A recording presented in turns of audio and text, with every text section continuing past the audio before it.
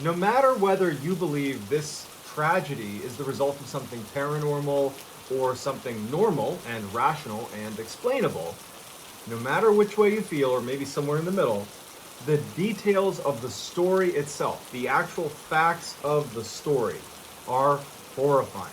What actually happened to this poor family in the 1920s is it's just one of the more terrifying ordeals that I've ever come across, and it's crazy to me that it's a true story. Without giving too much away, someone or something shows up on this farm and it doesn't leave. One of the maids starts hearing strange sounds. They start looking for this person or this thing. They start seeing things moving around in their house, and there's every indication that someone is in the farm. Someone has snuck into the farm and is terrorizing us. And then on March 31st, 1922, whatever it was, finally attacks.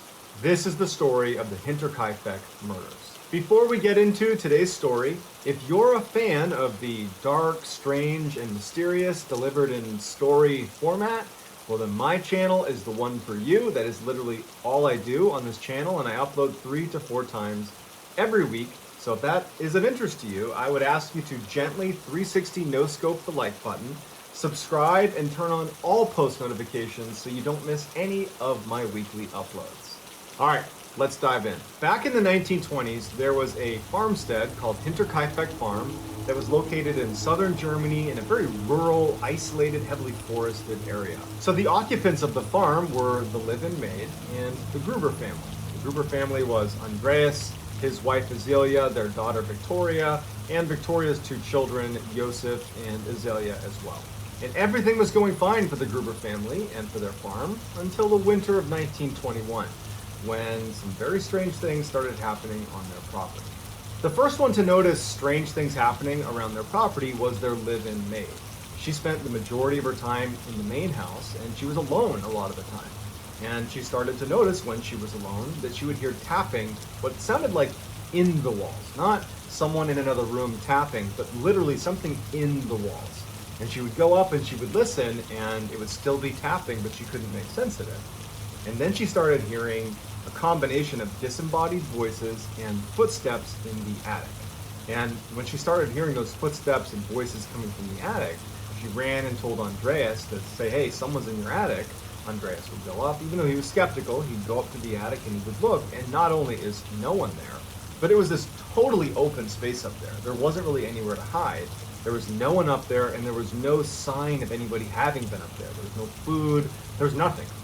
And so over the course of several weeks, the live-in maid kept saying that at night she'd be laying in bed and she would hear footsteps and voices from the attic. She'd hear tapping in the walls. She would tell Andreas, and then Andreas would be frustrated with her because he didn't really believe her, and he'd go charging up into the attic, and nothing would be there. And so she was just not having it. She'd been working with this family for a long time. She did not feel convinced that no one was there. She really thought this place was haunted. And so she ultimately tells the Gruber family, like, I'm sorry, but I can't stay here another night. Whenever I'm here, I feel like I'm being watched. And at night, I can't sleep because of the footsteps in the attic and these voices. I know you've checked, but I can't be here anymore. And so she quits. I mean, it really catches the Gruber family by surprise because they rely on her help. And so they're kind of thrown for a loop because they have to replace her. And so she leaves, and now they need to go find a replacement. Over the following 6 months, they would not find a replacement, and it would create an increased workload for basically everybody on the farm, which led to a higher stress level. Everybody's kind of on edge. You know, the departure of the live-in maid was a really big deal. And so you got to put that in perspective as you hear what happens over the next 6 months. At first, after the live-in maid had left, no one reported hearing any strange sounds around the house. You know, they were so busy that they didn't even have time to consider if there was any sounds in the house that they didn't recognize. But eventually, Andreas would later admit that he started hearing the tapping sounds and the footsteps in the attic and the disembodied voices, and no one's there. And so now he's becoming paranoid, and he shared his paranoia with the rest of the family, who's now also hearing these sounds and these disembodied voices and the footsteps, and despite checking and now searching the whole property. Like, they've begun to actually do a full-blown investigation. Everyone's just stressed. They don't know what it's coming from. They're mad at each other for like becoming paranoid. And so they just continue on with work and try to put it out of their mind that they're hearing these strange sounds. But the activity in the house would only intensify.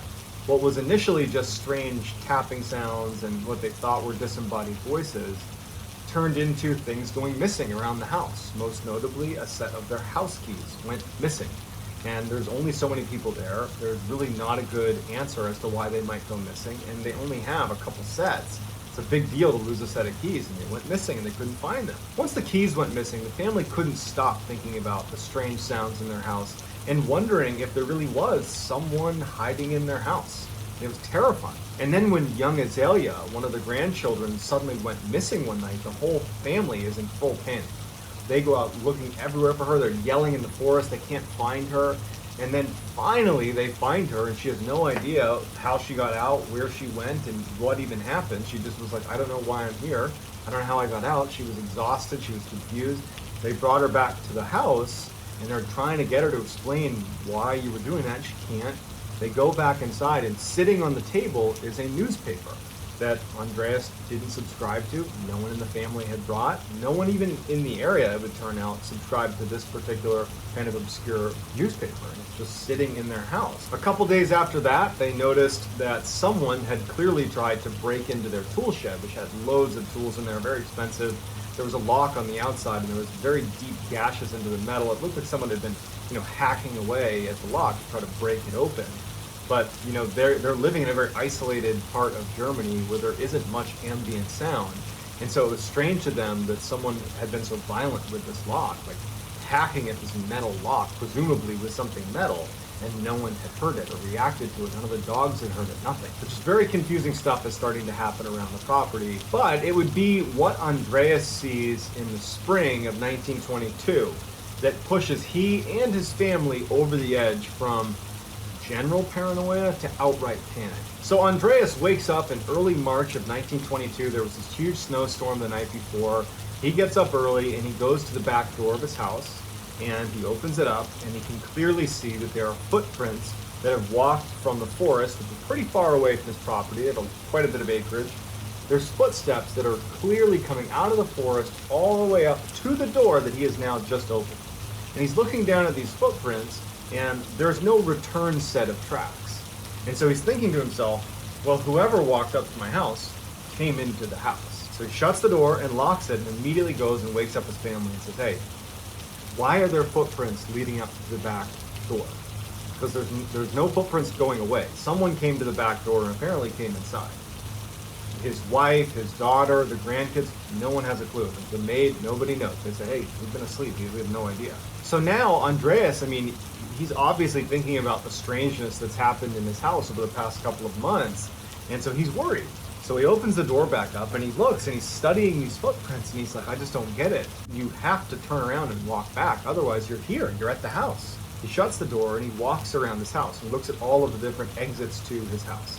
So he looks to see if there's exiting footprints, which is scaring him thinking about it, which means someone would have come into the house and jumped out a window or gone out another door, but he's just checking. And as soon as he makes sure there's no other footprints, he does a scan of his entire house. Because now he's convinced that someone's in his house. He goes to the attic. He goes all around. He's yelling. He's looking everywhere. There's nothing. There's no one in the house. The family's concerned, but there's no one in the house. So he keeps everything locked, and he goes outside and he starts tracking these footprints back to where they came from. And he walks all the way to the forest, and they just kind of stopped abruptly. Like they just started kind of magically at the edge of the tree line and walked right up to his house, but there's no clear origination besides it's just in the forest somewhere.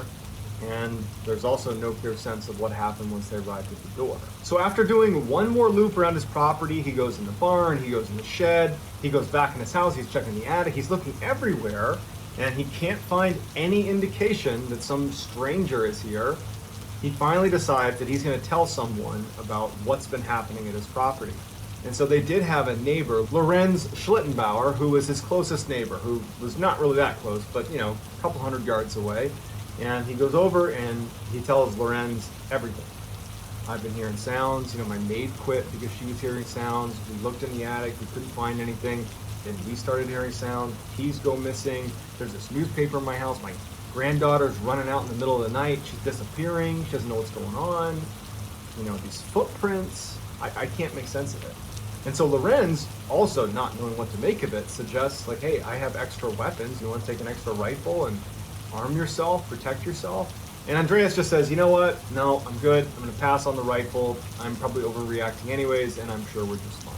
But it would turn out he was not just fine, and he probably should have taken up Lorenz on the offer. So just a couple of days after speaking with his neighbor about the weirdness happening on his property, the Gruber family got a little bit of good news, which was they finally were able to locate another maid, a live-in maid, to come stay with them to replace the one who had left because she believed the place was haunted. And so a few weeks later, on March 31st, 1922, this new maid shows up to Hinterkaifeck. But unfortunately, this would also be the same date a horrible tragedy unfolds at the Hinterkaifeck farm. Over the course of 24 hours, someone or something was in the barn on Hinterkaifeck and was able to silently lure in members of the Gruber family one by one. Without telling anybody else what they were doing, they would walk over, almost like in a trance, into the barn where they would be struck in the head by something called a mattock, which is kind of like an axe. Blow to the head, and they're down. As soon as they're down, whoever was in there, whatever was in there, would take their bodies and move them to the corner and lay them down, kind of square them up against the corner of the barn, and then cover them with hay. And as soon as they were deceased, he would go, whatever it was, would go back and lure in the next person. So over a whole day, each of these members of the family were being lured into this barn for investigators. Nobody knows what it was that was luring them in. They weren't scared when they went in. Their guard was down, and they would go in and then get hit in the head with this mattock until there was 4 people stacked up in the corner. And at that point, the remaining 2 people on the farm were still in the house sleeping, and whoever was doing this went into the house and used the mattock to end their lives as well. 4 days later, on April 4th, a repairman who was scheduled to come to the Hinterkaifeck farm shows up to repair the feeding machine. He goes to the door, he knocks on the door, and it's locked, and you can see lights on inside, he can hear the dog barking inside, but no one comes to greet him. Now, the feeder was outside of the main house, and it was actually on basically a public area of the farm, so he didn't need them to physically get to the feeder, and he knew how to fix it. So after trying the front door, going to the back door, looking in the windows and seeing lights, hearing the dog, but everything's locked, he just said, you know what, I'm just gonna do the job. So he goes into the area where the feeder is, he does the repair, and as he's leaving, he notices that the dog that was barking, that was inside the house, is now outside the house tied up. And so he goes over to that section of the house thinking, oh, well, now I'll knock on the door. Someone's sure to see me. And again, no one comes to the door. And the back door, that clearly must have just been opened to let the dog out, is locked again. And so he's like, man, that's odd. And so instead of just leaving, he finishes the job with the feeder, and he goes over to Lorenz Schlittenbauer's house, the neighbor, and he says, hey, just so you know, I was just over at the Gruber family's farm. I fixed their feeder, like they wanted me to, but no one was there, but maybe somebody was there because the dog was inside and it was outside. Don't know what's going on, but can you just let them know that I was here because I couldn't get in touch with them. But it prompts Schlittenbauer to go check on the Grubers because, they haven't seen him in a couple days anyways, and so they figure they'll swing by and just make sure everything's okay. So they go over to Hinterkaifeck, and, the lights are on in the house, the dog sure enough is outside, the doors are locked, and they see that the barn is actually open. They go over to the barn, and in the barn, at first they don't see anything, but in the back corner underneath some hay are 4 of the bodies of the Gruber family. They go inside and they find the remaining 2 bodies, and no one else is there. Although there was signs of someone recently eating in the kitchen. The fire was lit, it was like the house was being lived in at that very moment. Although to Schlittenbauer and anybody that was there, they have no way of knowing that it's been days since the Gruber family had passed away. And so they end up leaving and getting in touch with authorities. So the police show up and they're able to determine with relative certainty that the tragedy took place on March 31st. But for 4 days afterwards, someone lived in the Gruber house, slept in their beds, ate their food, lit fires, lounged around inside, they played with the dog, they milked the cows. I mean, they lived in this house. They ran the farm for 4 days. And other neighbors would even say that, yeah, we saw smoke coming out of the chimney on, April 3rd and April 2nd. And so it was confirmed that someone had been staying in this house, and it's so creepy. And so the police are a little bit baffled, and they're like, okay, well then it was probably a drifter.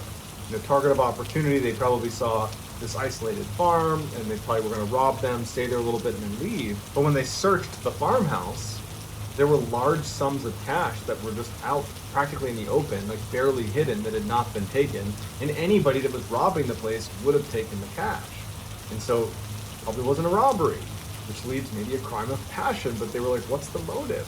And unfortunately, Andreas was not particularly well liked in the town that was nearby. And so there was lots of people that didn't like Andreas, which made it really hard to whittle it down. So they started just interviewing like crazy. They're talking to hundreds of people that were in connection with, that could be connected to this, but they're getting nowhere. They did feel like Lorenz Schlittenbauer was probably the best suspect, because he's right there, he's right next door, he's their neighbor, and in fact he had wanted to marry Victoria, the daughter, and Andreas had told him outright no, and they thought that could be a reason. But like the big issue with Lorenz Schlittenbauer being the primary suspect is, he had a farm to keep and a family to take care of, and so how could he have committed this crime and then ran the Hinterkaifeck farm for 4 days and lived there and slept there without his family knowing? And his family's like, no, he's been here with us. And so the police, they aren't able to solve it. They don't really have any decent suspects, and so they kind of leave it with, well, whoever did this probably had been there for about 6 months, potentially, before they committed the crime, and then stayed there for a few days afterwards, and then vanished.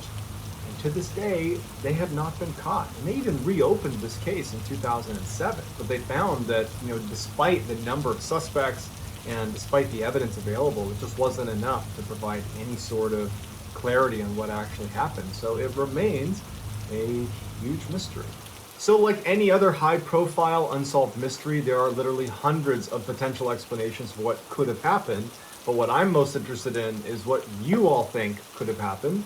I will do my best to look through your comments, and I'll respond to the ones that are the most interesting or the most plausible. So please, if you would, in the comment section, let me know what you think happened at Hinterkaifeck. And if you haven't already, please gently 360 no scope the like button, and then please also subscribe and turn on all notifications so you get more content just like this in the days to follow. That's gonna do it, guys. I hope this was interesting. If you want to get in touch with me, you can reach out to me on Instagram. My handle is johnballin416, and I'm also very active on TikTok. My handle is Mr. Ballin there as well. And that's gonna do it, guys, and I will talk to you soon.